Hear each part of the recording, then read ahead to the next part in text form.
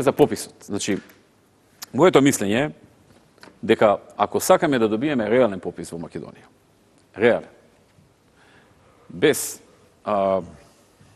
пишувања на луѓе што живеат тука, а не живеат,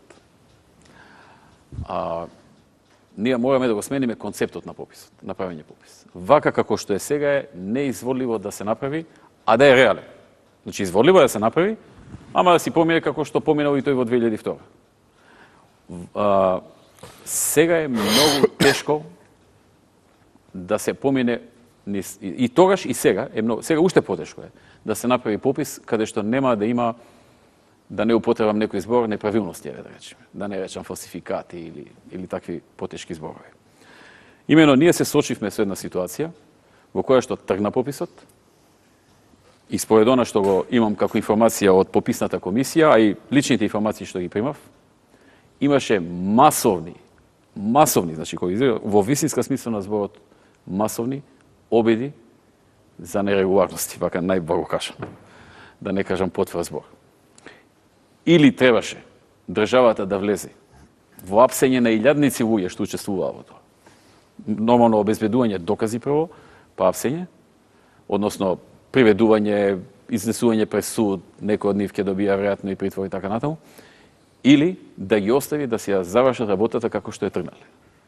Државната изборна комисија одлучи да свири крај, да ја прекине утакмицата. И мислам дека не погреши. Информациите што доаѓаа од теренот беа дека се попишуваат илјадници луѓе кои не живеат во земјава.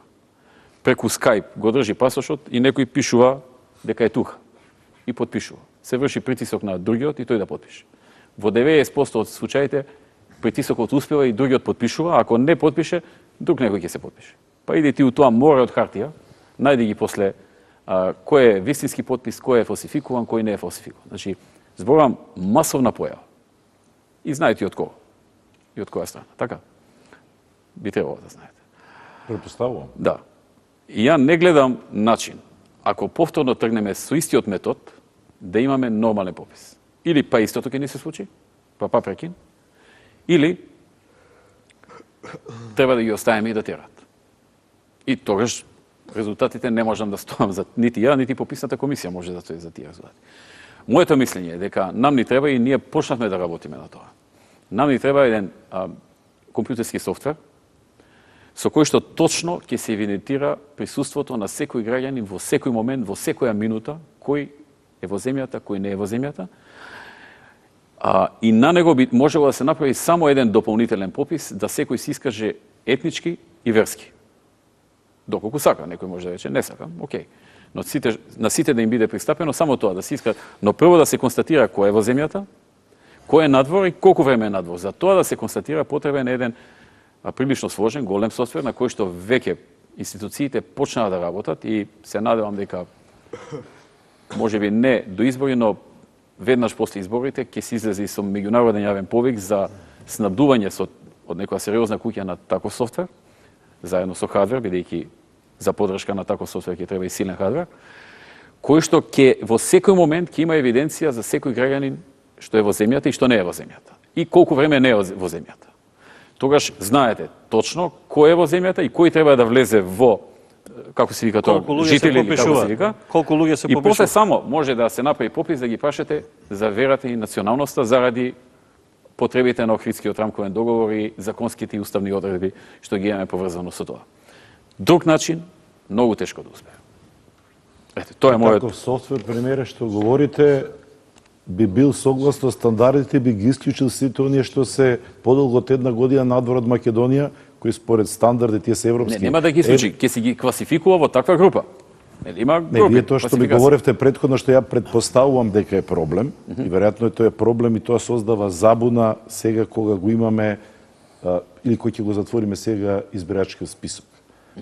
Значи, во Македонија има 1.800.000 гласачи, а на последниот попис сме биле 2 милиона и нешто.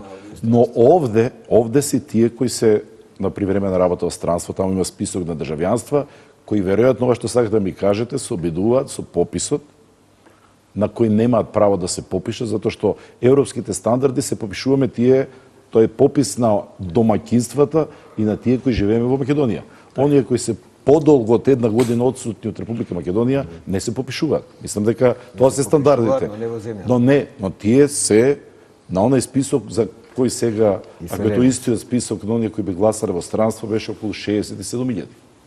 Не се сеќам на такви бројки што ги спомнувате, меѓутоа се надам дека големата слика ја разбирате, што е проблемот и во кој правец јас мислам дека треба да се движи работата.